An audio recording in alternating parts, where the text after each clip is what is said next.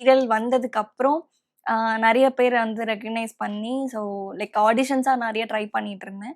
So அப்பதான் இதுல வந்து எனக்கு ரேடான்லேருந்து அன்சாரி சார் டைரக்டர் அவரு தான் கூப்ட்டு ஃபர்ஸ்ட்டு. ஸோ எனக்கு அந்த கேரக்டருக்கு வேணும் அப்படின்னு சொல்லி என்னோட இன்ஸ்டாகிராம்ல ஒரு ட்ரெடிஷ்னல் ஒரு லுக் இருக்கும். ஒரு ஃபோட்டோ இருக்கும்.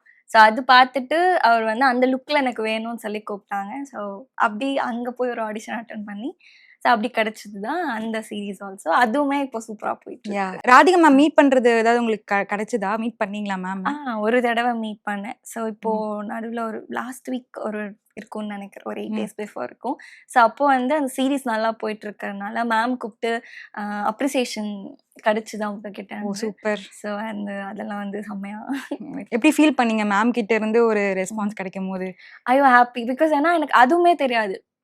சரி ஓகே. அந்த கேரக்டருக்கு நம்ம என்ன பண்ண முடியுமோ அது நான் பண்ணிட்டு இருந்தேன். அதுவுமே அன்எக்ஸ்பெக்டடா வந்து YouTubeல வந்து அவ்ளோ ஹிட்டா அது போயிட்டுருக்கு. நெறைய பேர் வந்து அந்த கேரக்டரும் அதுல நேம் வந்து கயல்ன்ற ஒரு ரோல் ப்ளே பண்ணியிருப்பேன். ஸோ அதுவுமே அதே மாதிரி போம்போது திடீர்னு வந்து ஒரு கால் வந்துச்சு.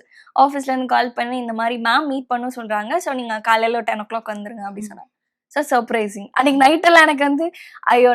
நல்லா பண்ணியிருக்கோமா? கூப்ட்டு ஏதாவது சொல்ல போறாங்களா? இல்ல வாட்? அப்டின்ற மாரி. ஏன்னா ஆடியன்ஸ் சைடு இருந்து ஓரளவுக்கு பாசிட்டிவ் ரெஸ்பான்ஸ் வர ஆரம்பிச்சது. ஸோ சேனல் சைடு இருந்தும் அதே மாரி வரும்போது, மேம் கூப்ட்டு அப்ரிசியேட் பண்ணது. அதுவுமே என்னோட ஃபர்ஸ்ட் ப்ராஜெக்ட் வெப் சீரிஸா ஒரு லீடா நம்ம வந்து என்டர் ஆற ஒரு ஃபர்ஸ்ட் ப்ராஜெக்ட்ல அந்த மாரி ஒரு அப்ரிசியேஷன் அது கூட ஒரு ஹாப்பி தான். நைஸ்.